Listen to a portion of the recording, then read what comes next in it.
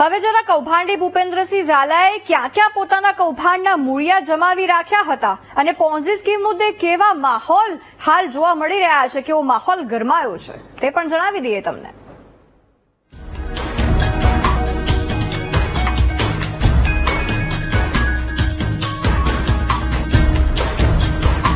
BZ finance કંપનીના નામે ભૂપેન્દ્રસિંહે રાજ્યના અનેક જિલ્લામાં પોતાની દુકાનો ખોલી હતી, જ્યાં એજન્ટો અને સ્ટાફ પણ રાખ્યા હતા અને લોકોને લોભામણી લાલચો આપીને કરોડો રૂપિયાના રોકાણ કરાવ્યા। તેના પુરાવા આ તસવીરોમાં છે।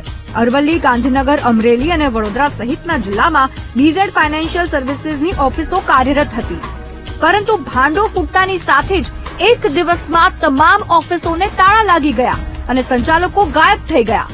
અરવલ્લીના માલપુર ખાતે વીટીવી ન્યૂઝની ટીમ પોન્ઝી સ્કીમમાં કામ કરતા એજન્ટ મયુર દરજીના ઘરે પહોંચી તો તેના ઘર અને ઓફિસમાં તાળા લાગેલા જોવા મળ્યા। મયુર દરજીને તો સીઆઈડી ક્રાઇમે ઝડપી પાડ્યો છે, પરંતુ તેનો પરિવાર પણ ગાયબ જોવા મળ્યો। વડોદરા, ગાંધીનગર, અમરેલીમાં પણ એક દિવસ પહેલા ધમધમતી ઓફિસો આજે બંધ જોવા મળી।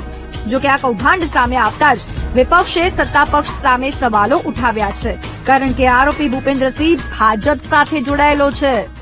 આ ઉદ્ઘાટન સમારંભમાં આ સંપૂર્ણ કેમ્પસ ખરીદવામાં આવ્યું, નાના રોકાણકારોના પૈસાથી બધા એકત્ર થયા। વિકાસ કેટલો જોરદાર સુપર ડુપર જતી है। અને પહેલા એના સમારંભના અધ્યક્ષ કોણ છે? સી.આર. પાટીલ, ભાજપાના પ્રદેશ અધ્યક્ષ ને કેન્દ્રીય મંત્રી। મુખ્ય મહેમાન શિક્ષણ મંત્રી, પ્રદેશના મહામંત્રી રજનીભાઈ ભીખુસિંહ પરમાર અને નાગરિક રાજ્યમંત્રી કૌશલ્યબા કુંવરબા પ્રદેશ ઉપાધ્યક્ષ, અને હવે તમને આવે બાકીના એમના નેતાઓ। એ ટુ ઝેડ બીજેડ નું તમામ છે, પણ એ ટુ ઝેડ લોકો ભાજપના બોલાવ્યા અને હજી ભાજપા એમ કે છે કે અમારે એમની સાથે આવી તો જાહેર જીવનમાં હોય।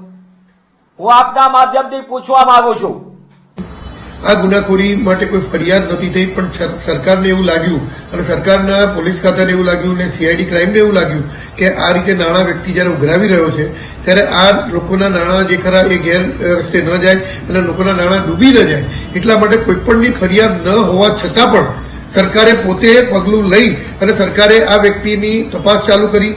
અને સરકાર જયારે આવા કૌભાંડકારીઓની તપાસ કરતી હોય ત્યારે માત્ર ને માત્ર આવી બાબતો ઉપર રાજકીય રોટલા શેકવા માટે અને પોતાની મહત્તા વધારવા માટે અને પોતાનું મહત્વ તથા પોતાનું અસ્તિત્વ બતાવવા માટે જો કોંગ્રેસ આવા પ્રયત્નો કરતી હોય તો મને કોંગ્રેસ પર પણ આજે લજ્જા આવે છે કે કોંગ્રેસ આવા પ્રયત્નો ન કરવા જોઈએ। 6,000 કરોડનો ચૂનો એક ભાજપ નેતા લોકોને લગાવી દે અને વિપક્ષ મૌન બેસે તે તો માન્યમાં ન આવે। કોંગ્રેસે ભાજપ સામે સવાલો ઉઠાવ્યા છે તો ભાજપે તપાસ ચાલી રહ્યા હોવાનો રાગ આલાપ્યો છે, પરંતુ સૌથી મોટો સવાલ તો એ છે કે કૌભાંડી ભૂપેન્દ્રસિંહ ઝાલા ગાયબ ક્યાં થઈ ગયો? એક એવી વ્યક્તિ કે જેની પાસે ન હતો કોઈ બિઝનેસ, ન હતા પૈસા, છતાં કરોડોનો બિઝનેસ ઉભો કર્યો, લોકોને છેતર્યા, ભાજપના નેતાઓ ભેગા ફોટા પડાવ્યા, વિધાનસભાની ચૂંટણી લડ્યો, રેલીઓ યોજી, સ્કૂલો ખરીદી, સમૂહ લગ્ન કરાવ્યા અને આટલા મોટા કૌભાંડને અંજામ આપ્યો, ત્યાં સુધી રાજ્યની પોલીસ, સુરક્ષા એજન્સીઓ ઊંઘતી રહી અને કદાચ કોઈ જાગૃત વ્યક્તિએ પત્ર લખ્યો જ ન હતો, કોઈ પત્રકારે ભાંડો ન ફોડ્યો હોત તો હજુ પણ આ કાંડ ચાલતું રહ્યું હોત અને એજન્સીઓ ઊંઘતી જ રહી હોત।